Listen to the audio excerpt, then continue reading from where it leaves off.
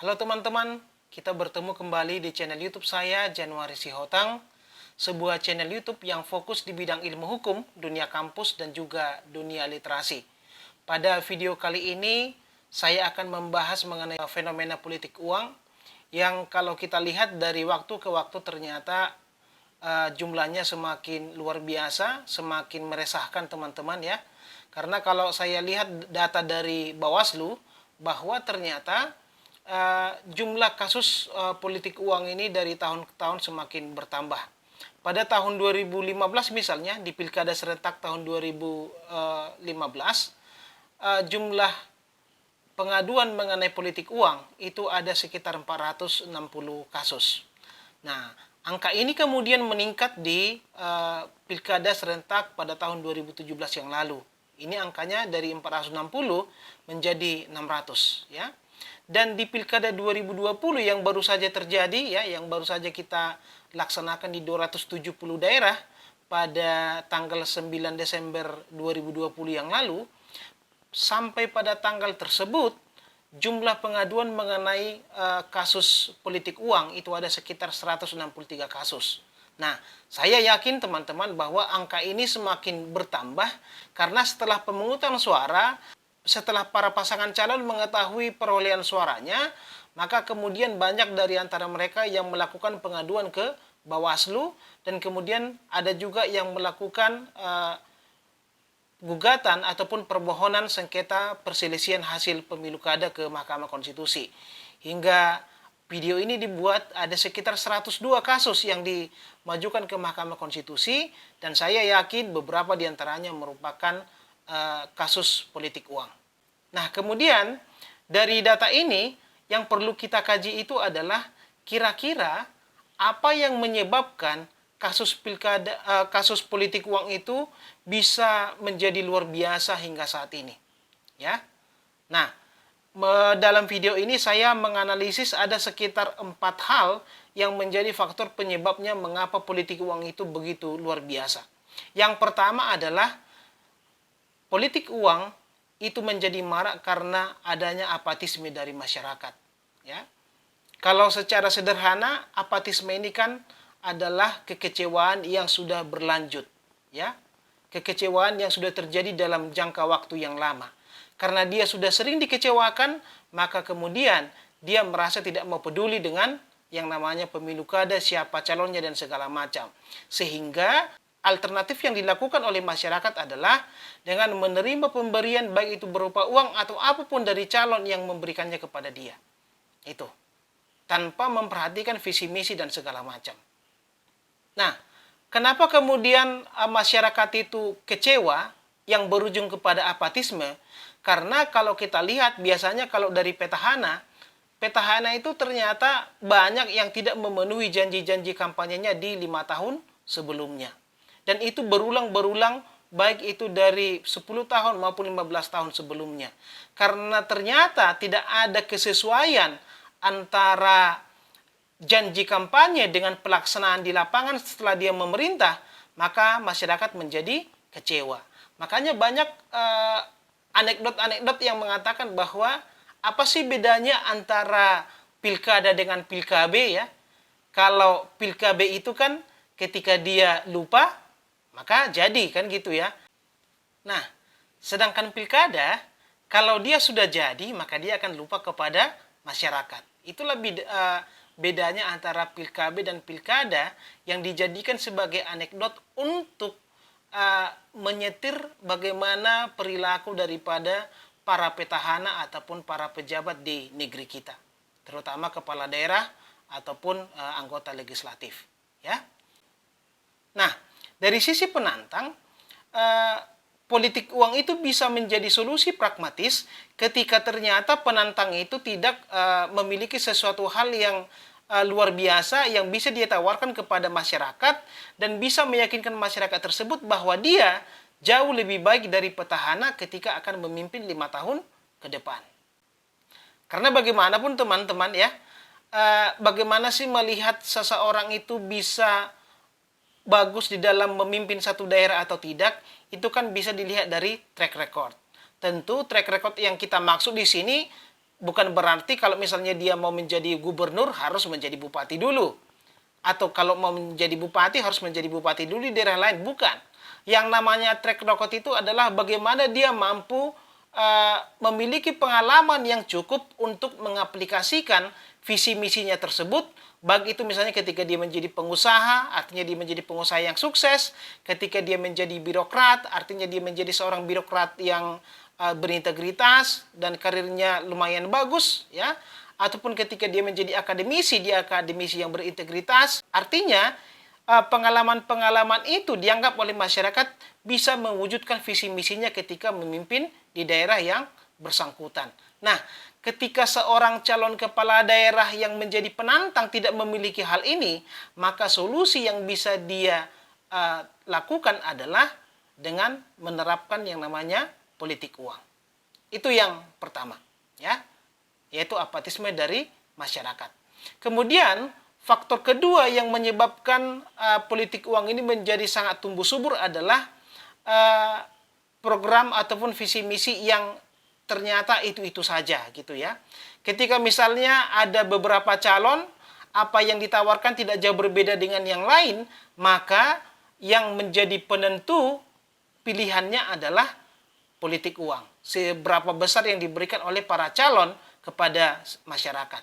Itu dia. Ya, tapi saya rasa kalau yang kedua ini persentasenya sangat kecil ya.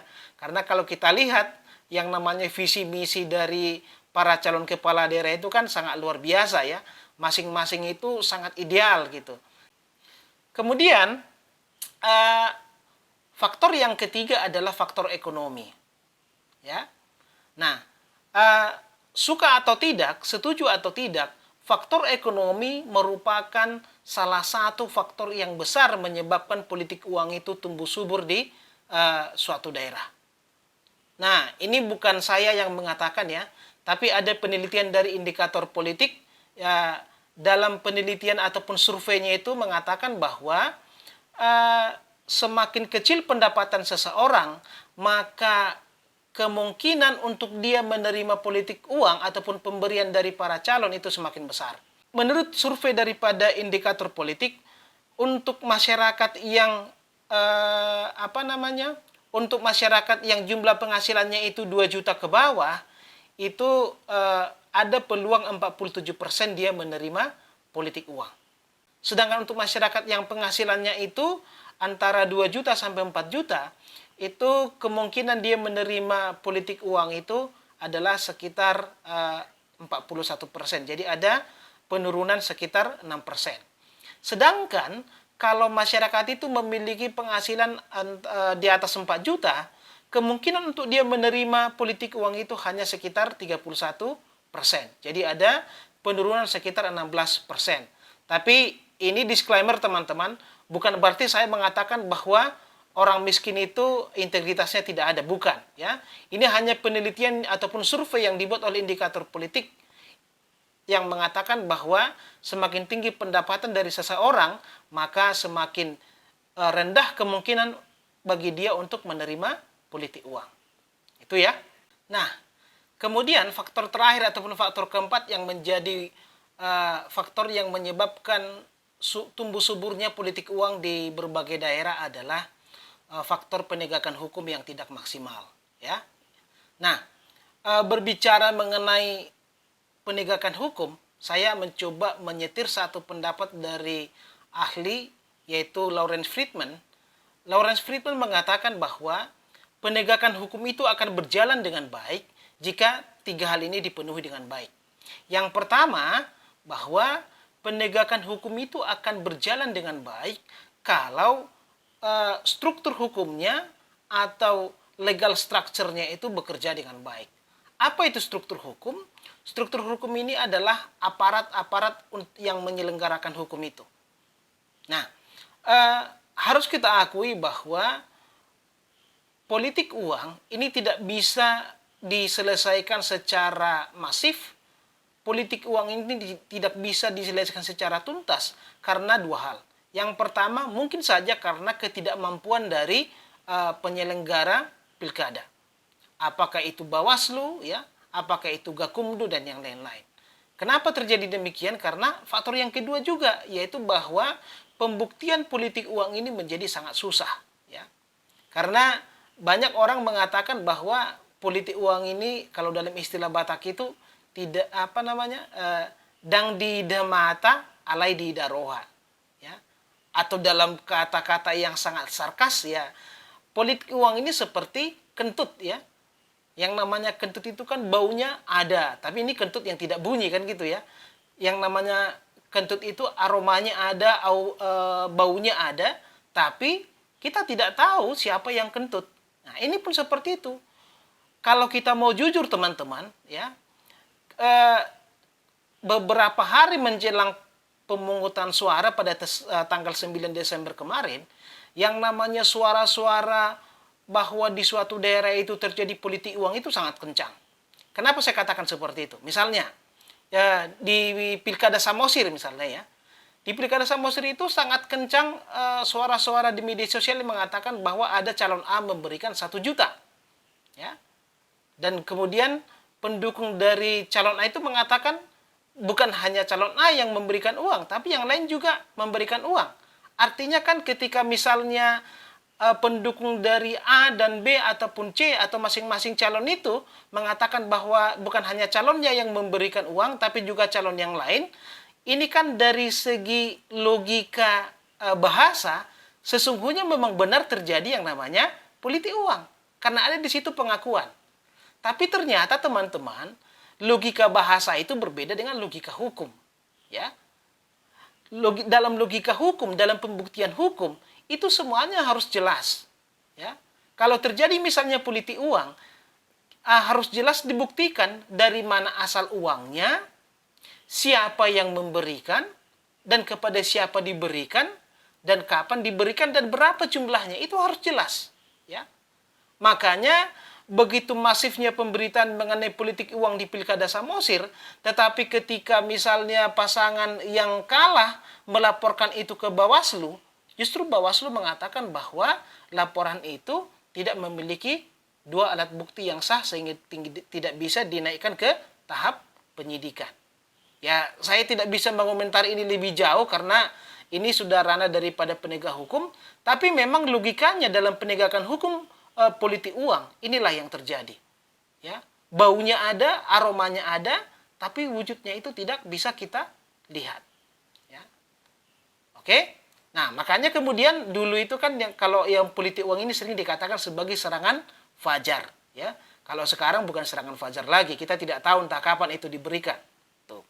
Nah, kemudian yang kedua, bagaimana penegakan hukum yang baik menurut Lawrence Friedman adalah harus ada yang namanya legal substance ataupun substansi hukum yang baik. Harus ada pasal-pasal yang mengaturnya dengan baik. Nah, di Indonesia sesungguhnya ya kalau kita mau jujur ini sudah ada, ya.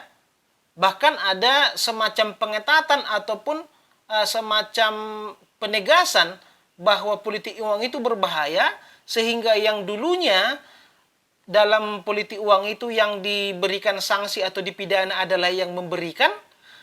Dalam undang-undang terbaru, Undang-Undang Nomor 10 Tahun 2016 tentang Pilkada,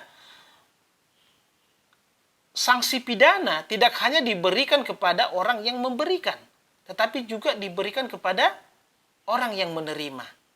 Tapi dalam analisis saya, jangan-jangan sesungguhnya pasal ini yang menyebabkan pembuktian politik uang itu menjadi sangat susah. Ketika yang menerima dan memberikan itu sama-sama bisa dipidana, maka tidak akan ada yang mau mengaku lagi telah menerima politik uang. Karena siapa yang mau mengorbankan jiwanya, mengorbankan keluarganya hanya untuk kepentingan para calon. Itu. Nah, ini penting bagi para pembuat undang-undang. Ini bisa dipertimbangkan untuk perubahan undang-undang pilkada ke depan. Mana yang lebih bagus, sanksi pidana itu hanya diberikan kepada pemberi atau dia diberikan kepada pemberi dan penerima. Mana yang lebih efektif? Karena di dalam hukum itu kan tujuan hukum itu bukan hanya keadilan. Tujuan hukum itu juga ada kemanfaatan, ya. Nah, ini mana yang lebih bermanfaat? Kalau menurut saya sendiri, supaya bisa dibongkar politik uang, maka yang paling bermanfaat adalah yang diberikan sanksi pidana hanyalah yang memberikan. Supaya nanti ada orang yang mau mengaku telah menerima, kan gitu.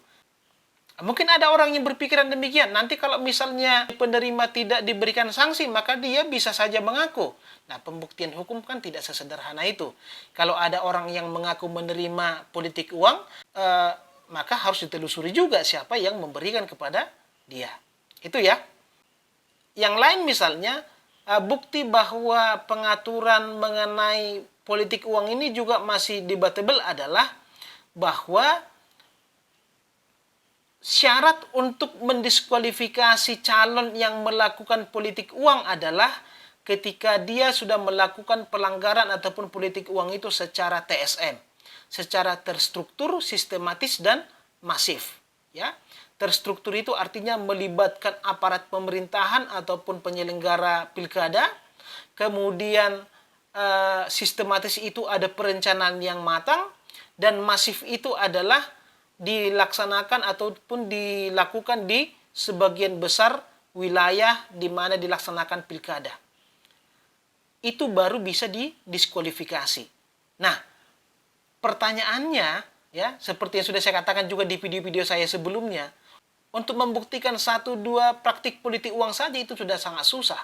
Apalagi kalau membuktikan lebih dari setengah dari daerah yang melakukan pemilihan.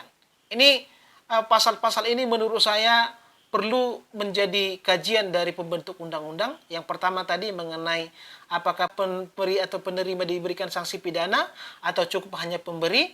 Dan kemudian yang kedua adalah bagaimana syarat untuk mendiskualifikasi. Apakah harus TSM atau seperti apa. Nah, itu yang kedua ya. Kemudian yang ketiga adalah penegakan hukum itu akan berjalan dengan baik kalau misalnya sudah ada budaya hukum ataupun legal culture. Ini yang paling utama, teman-teman.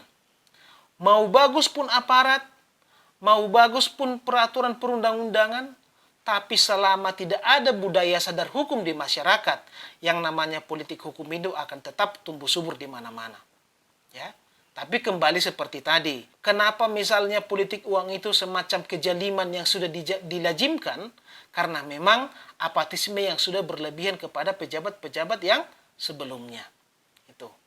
Nah, pelaku politik uang ini juga melakukan improvisasi ya. Dia mencoba menyamarkan politik uang ini tuh dengan mengambil budaya dari suatu masyarakat. Misalnya di masyarakat Samosir ataupun masyarakat Batak, serangan fajar itu ada istilah lain yang mereka buat. Misalnya namanya Togu-Toguro, ya, TTR. Kemudian ada juga yang mengatakan bahwa dalam falsafah Batak itu galang dom mulani harajaon. Ketika orang suka memberi, ya, suka mentraktir istilahnya ya, maka dia berpeluang menjadi penguasa. Nah, ini kan istilah-istilah sesungguhnya yang memiliki nilai-nilai filosofi di dalam masyarakat Batak. Karena saya bukan ahli filsafat dan ahli budaya, saya belum cukup memahami apakah memang benar makna dari Togu-Toguro, makna dari galang domulani harajaun itu adalah seperti yang ada saat ini. Dan di dalam masyarakat kita juga ada semacam budaya sungkan untuk menolak. Ya. Hacit inna mulak majalo, humacitado mulak mengalean. Ketika ada orang memberikan uang kepada kita, merasa tidak enak untuk menolaknya. Ini menjadi permasalahan juga di dalam budaya kita. Tapi sekali lagi teman-teman, saya disclaimer bahwa saya bukan mengatakan nilai-nilai filosofi itu yang salah. Mungkin ada pihak-pihak yang menyalahgunakan istilah-istilah ataupun nilai filosofi itu, lalu kemudian dimasukkan ke dalam politik untuk menyamarkan tindakan-tindakan politik uang. Nah teman-teman, itulah faktor-faktor yang menyebabkan terjadinya politik uang. Sekarang yang perlu kita cari adalah bagaimana solusinya. Bagaimana cara memutus rantai daripada politik uang ini. Saya menawarkan 3 hal teman-teman. Yang pertama adalah politik uang ini baru bisa kita kalahkan kalau misalnya para calon yang akan berkontestasi di dalam pilkada itu benar-benar siap, benar-benar berkualitas, ya. Kalau dia petahana benar-benar menjalankan programnya, benar-benar dekat dengan masyarakat, ya. Kalau dia calon penantang, dia benar-benar memiliki kualitas yang mampu meyakinkan masyarakat bahwa dia layak untuk menjadi pemimpin di daerah itu. Untuk ini saya membayangkan ketika Ahok itu mencalonkan kembali di Pilkada Jakarta. Banyak relawan yang mencari uang justru dari masyarakat, ya. Mereka menjual kaos, menjual pin, menjual merchandise yang biayanya itu dijadikan sebagai biaya kampanye pasangan Ahok Jarot. Dan ternyata banyak yang membelinya. Kenapa masyarakat banyak melakukan ini? Karena mereka melihat kinerja daripada Ahok yang luar biasa. Itu. Bahkan ya istri saya dulu, saya teringat pada tahun 2019 yang lalu, karena saya sedang studi S3 di Yogyakarta dan kami tidak memiliki surat panggilan, maka menurut ketentuan di dalam Undang-Undang Pemilu kita harus melapor ke KPU supaya bisa melakukan pemilihan presiden. Dari segi logika sederhana, untuk apa capek-capek pergi ke KPU, ngantri dan segala macam hanya untuk mendapatkan surat panggilan. Tapi karena memang istri saya melihat ada sesuatu di dalam diri calon yang mau dipilihnya, maka dia mau bersusah payah untuk mendapatkan surat panggilan itu supaya dia bisa memilih. Itu. Artinya bahwa yang namanya kinerja yang bagus, track record yang bagus itu tidak bisa dibohongi. Dan saya yakin itu bisa mengalahkan politik uang. Itu yang pertama, ya. Kemudian yang kedua, politik uang ini baru bisa hilang dari masyarakat kita, baru bisa hilang dari bumi Indonesia kalau ada penegakan hukum yang benar-benar tegas. Apakah dari peraturannya, apakah dari aparat hukumnya, dan kesadaran diri dari masyarakat itu. Nah, yang terakhir, yang ketiga yang mau saya katakan adalah saya harap masyarakat Indonesia, ya, dimanapun berada, jangan menggunakan standar ganda. Di satu sisi, kita selalu mengutuki koruptor, ya, kita selalu memaki-maki koruptor, tapi kita tidak sadar bahwa kita sendirilah yang melahirkannya. Kenapa dia menjadi koruptor? Karena mungkin dia menggunakan atau mengeluarkan banyak biaya ketika pilkada. Anda bisa cek di data KPK bahwa sampai saat ini ada sekitar 300 atau 400-an kepala daerah yang sudah menjadi tersangka. Tuh. Dan poin saya yang terakhir adalah, kalau misalnya Anda ingin pemimpin yang berkualitas, maka jadilah pemimpin yang cerdas.